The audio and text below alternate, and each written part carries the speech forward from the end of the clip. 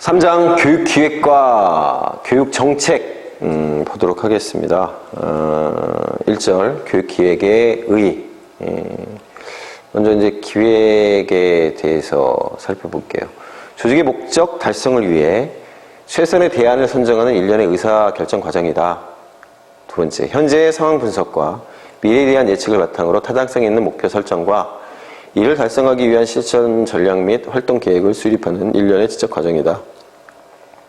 그래서 미래 지향적인 준비 과정이고 합리적인 활동이고 능동적이고 계속적인 과정이며 능률성을 추구하고 고도의 전문성을 요하는 지적인 활동이다. 이제 이렇게 되어 있죠.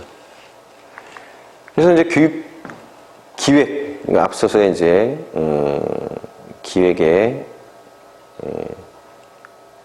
이제 앞에 이제 교육이라고 하는 말 붙여가지고 이제 개념을 갖다가 이제 보자고 한다면 이것도 이제 미래 지향적인 행동 과정이에요. 그 다음에 이제 의사결정 과정이고 교육 전체의 효율성과 안정성을 보장하려는 교육 활동에 대한 사전의 지적, 합리적 준비 과정이다. 이렇게 얘기돼요. 그러니까 앞쪽에 나오는 기획 개념이라고 하는 것이 그대로 이제 이 교육 기획에도 적용이 돼요. 그래서 교육 기획의 목적 보면은 교육의 내적 효율성을 향상시키고 교육 외적 생산성을 향상시키고 이렇게 되죠. 그래서 교육 내적으로 이제 필요로 되는 그런 측면들의 효율성을 향상시키는 거고 교육에 대한 사회 수요와 인력 수요 충족을 목적으로 이제 이런 생산성을 향상시키는 것이 이제 교육 기획의 목적이 되고요. 교육 기획의 기능, 교육 정책의 중점과 우선순위를 결정을 하고 교육 활동의 방향과 지침을 제공하고 조직 구성원의 노력과 주의를 집중시키고 인력과 재정을 효율적으로 이용하게 합니다. 사전 조정과 사후 평가, 통제 기준이 돼서 교육 전체의 안정화를 도모하고 교육 개혁 촉진의 계기가 됩니다. 그래서 이제 대부분의 우리 교육과 관련된 어떤 정책이라고 하는 것은 이런 이제 기획의 바탕으로 해서 나오게 되고 우리 교육과정이라고 하는 것이 전면적으로만 이렇게 개편이 되잖아요. 그래서 지금은 2015 교육과정이라고 하는 것을 가지고 우리가 이제 여러 가지 교육 활동, 교육 정책이 펼쳐지는 건데 바로 이제 그런 어떤 교육과정의 여러 가지 것들이 바로 이런 기획에 기반해서 이루어지는 겁니다. 그래서 이제 교육 기획의 이제 유형을 볼게요. 기획 기관에 따라서 장기 기획, 중기 기획, 단기 기획이 있고 수립 주체에 따라서 국가 교육 기획이 있고 지방 교육 기획이 있고 학교 교육 기획이 있어요. 그래서 이번에 이제 교육부, 지방 교육청, 우리 이제 일선 학교 이렇게 되는 거죠. 기획 범위에 따라서 부문 교육 기획이 있고 종합 교육 기획이 있죠. 이제 그냥 봐두시면 되고요. 그래서 이제 교육 기획의 원리가 있습니다. 내용적 원리를 보면 민주성, 앞쪽에서 우리가 살펴봤던 교육 행정에 있어서의 그런 어떤 원리하고 그대로 이제 통해요. 민주성, 참여의 원리, 타당성, 한 목적성을 가지고 있어야 되고 효율성, 경제성이 있어야 되고 전문성이 있어야 됩니다. 그 다음에 중립성이 요구되고 이거 우리 앞서서 이제 봤던 내용하고 일맥상통하는 내용이에요. 그 다음에 방법적인 측면에서 종합성, 통합성의 원리. 교육기획은 국가의 다른 부분의 기획과 통합되도록 하고 교육의 다른 하위 부분에 대해서도 고려해야 한다. 융통성과 신축성이에요. 상황의 변화에 탄력적으로 대응할 수 있도록 수립되어야 하고 안정성. 교육기획은 정책의 일관성과 안정성을 유지할 수 있도록 수립되어야 하고 지나친 수정은 삼가해야 합니다. 앞서서의 이제 교육행정과 마찬가지 내용이에요. 균형성, 안정성과 적응성, 민주성과 전문성 등을 적절하게 유지시켜야 돼요. 어느 이제 한쪽 측면만 강조돼서는 안 되고 계속성, 의도한 교육 목적을 실현하기 위해서 계속적인 연구와 평가를 통해 수립되어야 한다. 이렇게 이제 얘기되고요. 그 다음에 이제 교육기획의 이제 과정입니다. 그래서 기획 이전 단계, 그 다음에 기획 단계, 기획 형성 단계, 기획 정교화 단계, 그 다음에 기획 실천, 평가 수정, 재기획. 이렇게 이제 6가지로 이루어지는데, 이거 우리 그 앞서서 살펴봤던 여러 가지 그 이론들과 비교했을 때, 뭔가, 유사하다? 바로 이제 체제 이론에 기반을 하고 있기 때문에. 기획 이전 단계에 합리적인 기획 체제를 구성하고 기획의 절차를 갖다가 설정을 하고, 교육 행정 조직을 갖다가 재구조화하고, 통계나 자료 수집 분석을 위한 조직 절차를 설정하고, 적절한 권위의 교육 목표를 설정하고, 그러면서 이제 기획에 들어갑니다. 진단을 하게 되죠. 여러 가지를 갖다 진단을 하게 돼요. 그래서 현재 교육적 역량이 목표 수행에 적절하고 충분한가 확인을 한 다음에 교육 역량과 교육 목표를 비교를 해서 그 차이를 분석을 해서 교육 활동의 성격, 규모, 수준, 조직의 결함과 부적절성을 확인하고, 그 다음에 정책을 갖다 형성을 하고, 적절성, 능률성, 효과성을 신장시키기 위해 개선해야 할 점들을 파악을 해서, 그래서 개선을 위한 일련의 조치가 교육 정책으로 나타나고, 이러한 정책은 교육 개혁과 혁신의 이제 수단이 된다. 그렇게 되는 거고요. 그 다음에 장래에 소요 비용을 갖다가 이제 추정을 해서 우선순위와 목표를 갖다가 설정을 하고, 그리고 나서 이제 실현 가능성을 갖다가 이제 검토를 하는 겁니다. 이게 이제 기획 단계에 들어가는 내용이에요. 그 다음에 이제 기획 형성 단계. 기획 목표는 2가지로 요약되는데, 수행하고자 하는 사항을 구체적인 문서로 작성해서 상위기관에 제출하고 승인을 받기 위한 것이다. 두 번째는 수행이 결정이 되면 이를 수행해야 하는 기관에 대하여 구체적인 행동 계획을 작성하고 시달을 하는 겁니다. 위에다가 승인을 받고 아래에는 그렇게 승인받은 것을 작성해서 시달을 하고,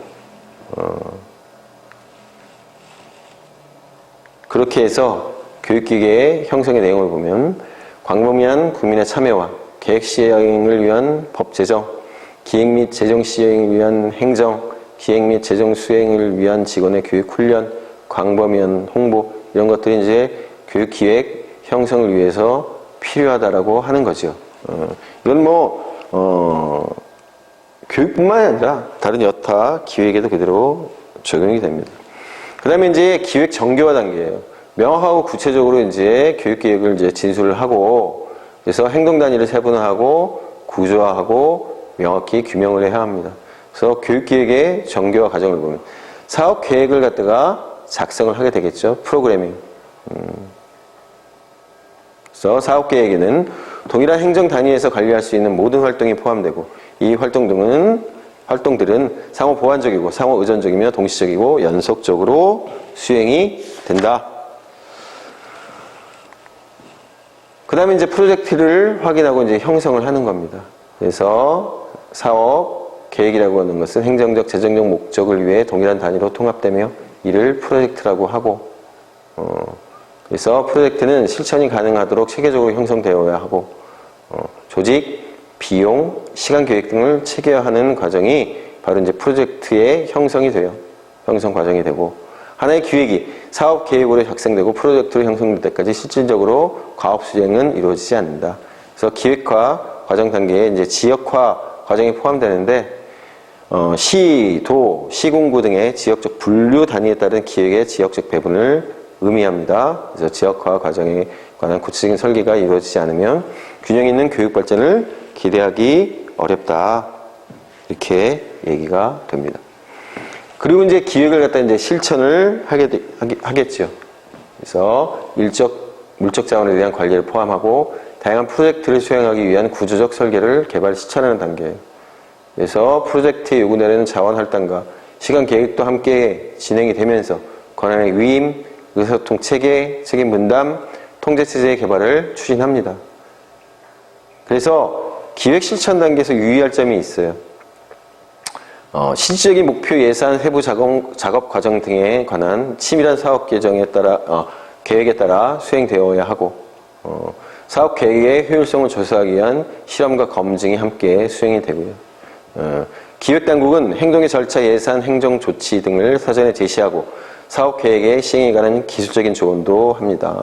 그리고 기획당국은 예기치 못한 사태에 대비하기 위해서 수시평가와 점검을 실시하고 세부 계획을 수정하기도 합니다. 그래서 이제 평가를 하겠죠. 기획의 실천과 평가는 이제 계속적인 과정입니다. 그래서 기획평가 단계에서 비현실적인 목표, 불충분한 재원, 부적절한 절차 등을 지적하고 이에 수정을 위한 자료를 제시해 줍니다.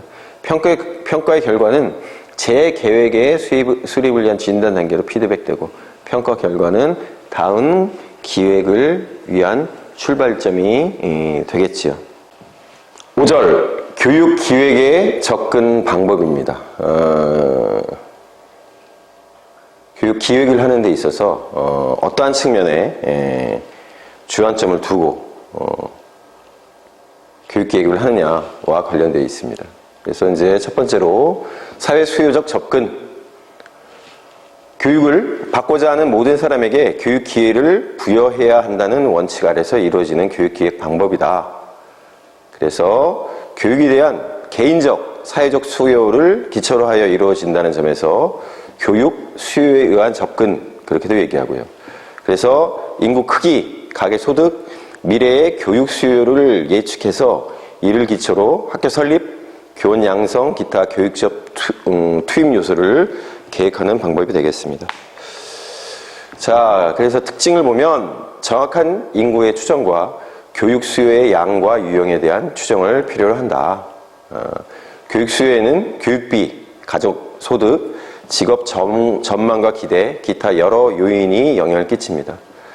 현실적으로 모든 요인을 고려하여 미래 상황을 추정하기 어렵기 때문에 실제로는 인구 성장률을 고려해서 교육 수요를 추정하게 됩니다. 자, 그래서 장점을 보면 사회의 교육 수요에 부응함으로써 단기적으로 사회적 정치적 안정을 기할 수 있다. 두 번째로 기획의 과정이 비교적 단순해서 손쉽게 교육 기획을 수립할 수 있습니다.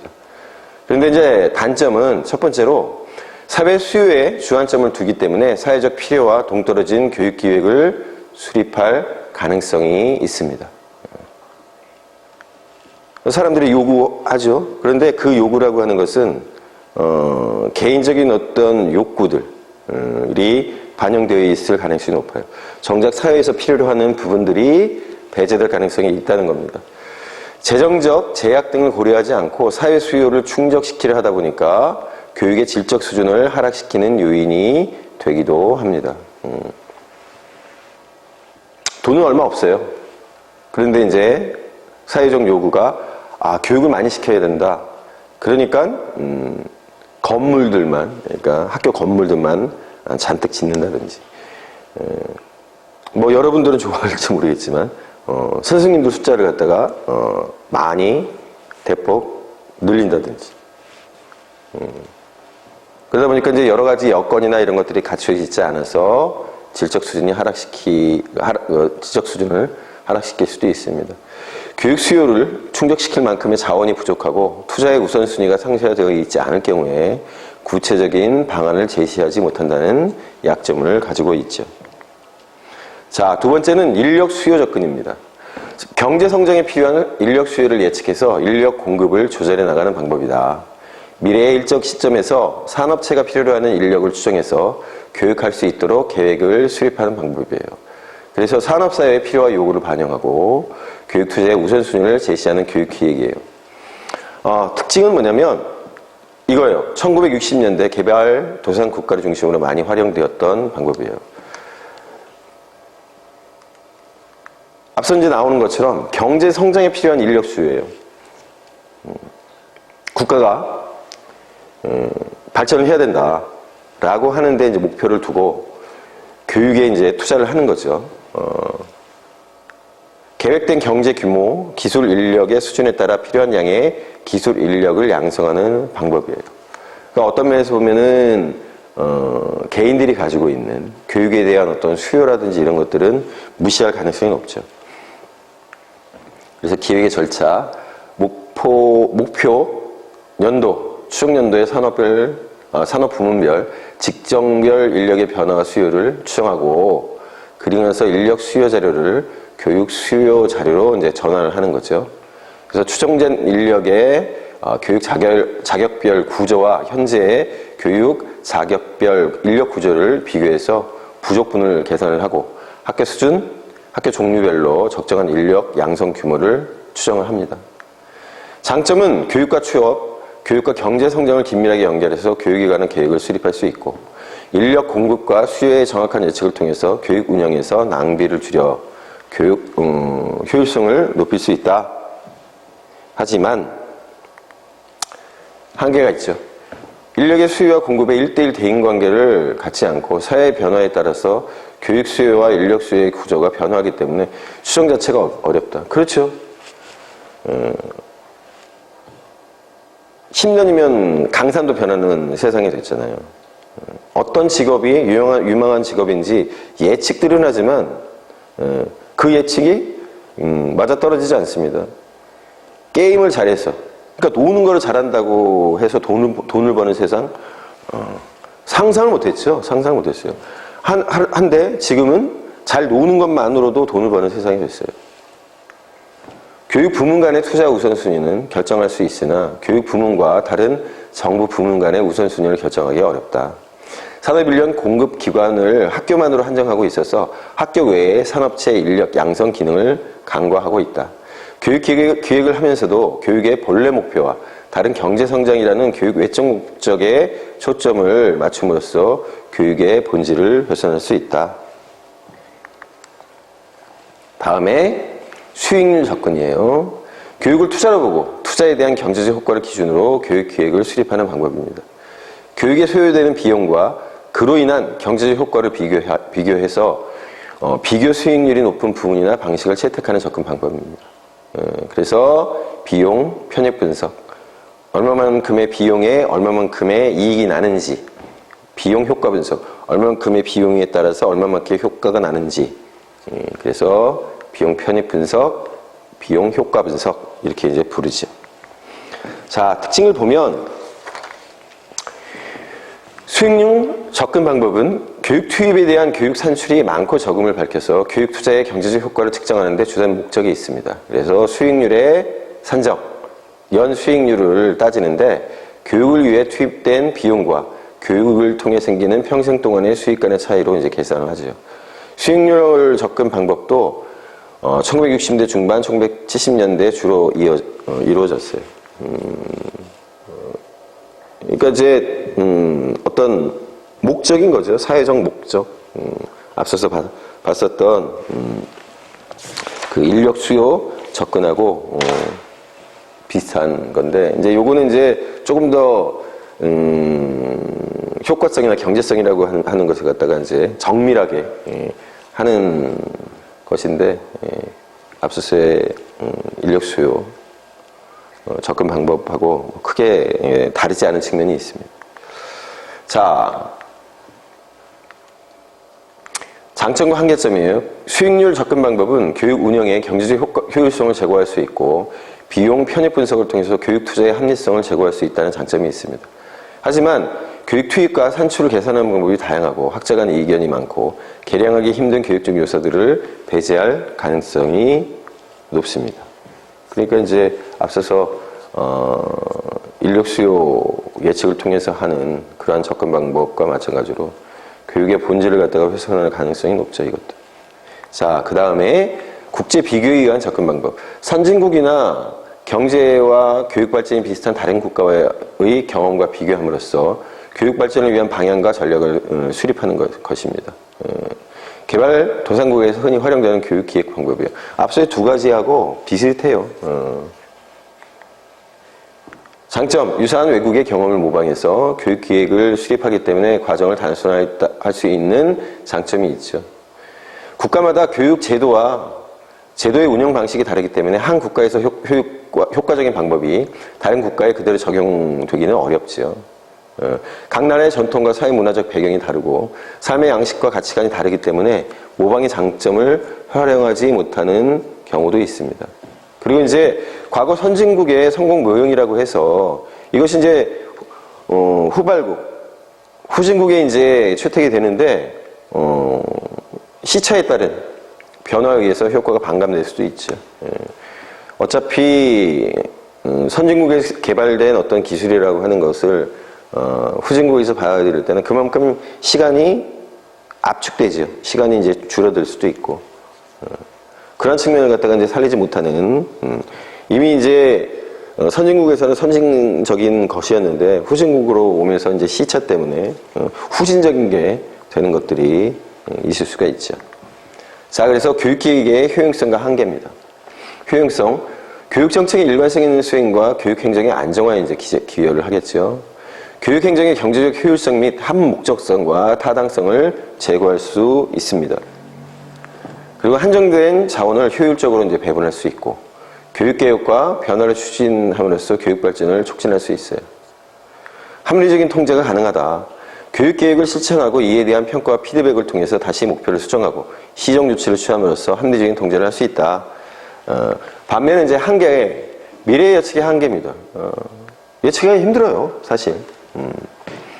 앞서서 봤지만 지금 당장에 봤을 때 이 직업군 이러한 인력 필요할 거라고 생각했는데 10년이 지나고 보니까는 그 사람들이 필요 없어지는 경우들이 생기죠. 정보와 자료의 부족. 교육계획을 수립하기 위해서는 교육 현황과 문제점, 인적 물적 자원의 규모와 능력에 관한 정확하고 시의적절한 정보와 자료가 있어야 됩니다. 근데 그런 것들이 정확하게 구비되기가 힘들어요. 전제 설정의 불확실성, 사회적 변화를 예상하고 이에 대한 전제를 설정하지만 급변 사태 등으로 인해서 이를 예측하고 수정하는 데 어려움을 겪을 수밖에 없죠. 자, 시간과 비용, 자원의 제약. 이것도 굉장히 큽니다. 기획은 거창하게 해도 거기에 따르는 재원이나 자원이나 인력이 부족한 경우가 많습니다. 정치적, 사회적 압력. 교육 전문가에 의해 합리적으로 수립된 교육기획이 정치적, 사회적 압력에 의해 변경되거나 실현되지 못하는 경우가 발생을 하고, 목표 계량화의 한계. 교육기획의 목표는 추상적인 경우가 많아서 계량화된 목표를 설정하는 것이 어렵고 달성 여부를 평가하기도 어렵습니다. 특히나 교육은 더 그렇죠. 자율성 침해와 창의력 위축. 지나치게 세부적인 교육기획은 교육의 자율성을 침해하고 창의성을 위축시킬 우려가 있다. 자, 그 다음에 이제 교육 전책입니다. 기획을 했죠. 그래서 이제 그거를 갖다가 이제 정책화 시켜서 그 정책을 갖다가 이제 구현하는 겁니다. 이제 정책을 보는 관점이 상식적 관점. 정부가 내리는 중요한 결정이다. 정치적 관점으로는 정치체가 내리는 권위적 결정이다. 행동적 관점에서는 정부가 내리는 구체적인 결정과 행동의 지침이고, 기획적 관점에서는 사회체제의 목적과 목적 달성을 위해 선택된 수단이다. 과정적 관점에서는 기획 과정을 거쳐서 의식적으로 채택된 행동 경로다. 이제 이렇게 여러 가지 관점에서 교육 정책을 바라봅니다. 그러면 이제 정책이라고 하는 것이 뭐냐? 첫 번째, 목적 지향적 활동이에요. 목적이 있는 겁니다. 특히나 이제 국가적인 차원에서 목적이 있는 거고. 세계적인 활동이에요. 실제적인 활동이고, 정책이라는 의도된 목적 달성을 위해서 실제적으로 추진되는 활동이고, 공공적인 활동이겠죠? 권위 있는 활동이에요. 정책은 국민의 동의를 바탕으로 국가가 합법성과 타당성을 가지고 강제하는 활동입니다. 그렇다면 이제 교육 정책이라고 하는 게 뭐냐? 교육 목적 달성을 위한 정부의 활동이에요. 국가의 통치행위입니다. 정치 권력에 의해 특정한 목적 달성을 위해서 결정되는 특정한 목적 달성, 교육이겠죠. 교육과 관련된 특정한 목적을 달성하기 위해서 결정되는 국가의 통치행위입니다. 교육 제도와 제도 운영을 위한 지침이고, 교육 수단과 대안을 선택하는 과정이 되고요. 국가의 교육 이념을 구현하는 것이 되고, 교육 행정의 구체적인 집행 과정이기도 합니다. 자, 그래서 교육 정책의 이제 특성을 알아보면 의사결정 과정이에요. 교육 정책은 의도적이고 계획적인 활동이고 가치 지향적인 활동이기 때문에 선택과 결정에 있어서 타당성과 합리성을 기본적인 특성으로 합니다. 정치적 과정이죠. 역동적인 권력 관계를 통해서 형성되고 합법화 과정을 거칩니다. 교육 정책의 정치적 과정을 통해 이루어진다라고 하는 말은 공공적 이익과 국민의 동의를 바탕으로 이루어진다. 교육정책은 국가의 기본 이념과 교육 이념을 토대로 국민의 이익 실현을 위해 이루어지는 것입니다. 자, 무엇보다도 교육 목적의 실현이 되겠죠. 교육정책은 교육 기회의 확대와 균등화, 교육의 질적 향상과 수월성 증대 등 교육 내적 조건의 성장과 발전에 얼마나 기여하느냐에 따라 평가할 수 있습니다. 교육정책은 세 번째로 교사, 시설, 재정 등 교육 환경을 정비하고 개선하는 정도에 따라서 기여도를 판단할 수 있고, 교육정책이 경제 성장이나 사회 통합을 위해 얼마나 기여했고 기여할 수 있는가도 중요하겠습니다. 자, 보셨다시피 이 행정이라고 하는 것이 이렇게 이제 따분합니다. 대충 무슨 말인지는 알아들어요. 그죠? 대충 무슨 말인지는 알아듣지만, 따분하고, 재미가 없습니다.